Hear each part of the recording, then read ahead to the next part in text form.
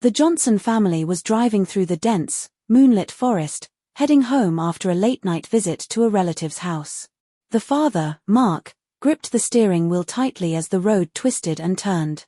His wife, Lisa, sat beside him, dozing off, while their 7-year-old son, Jake, was asleep in the backseat, his stuffed rabbit clutched tightly in his arms. Then, the car sputtered.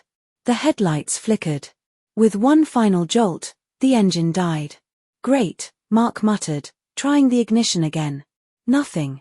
Lisa rubbed her eyes and looked around. The trees loomed tall, their gnarled branches clawing at the sky. A deep silence settled over them, broken only by the faint rustling of leaves in the wind. Then, she spotted something in the distance, a house, barely visible through the trees. "Maybe we can stay there until morning," she suggested hesitantly. With no other option, they grabbed a flashlight and made their way to the house. The wooden structure stood lifeless, its windows dark, its door slightly ajar. Mark knocked, but there was no answer. "Hello? Is anyone here?" he called out. Silence. Pushing the door open, they stepped inside. The air was thick with dust and something else. A smell, faint but unsettling. An old oil lamp sat on a wooden table, flickering weakly. It was as if someone had just been here. Jake tugged at Lisa's sleeve. "Mom, I don't like this place." "It's just for one night, sweetheart," she whispered, forcing a smile. They found a room with an old bed, big enough for the three of them. As they settled in, the house creaked and groaned like a living thing. The wind howled outside, rattling the windows. Then came the sound. Soft. Almost like footsteps. Lisa sat up, heart pounding. Mark was already awake, staring at the door. The sound grew louder, closer.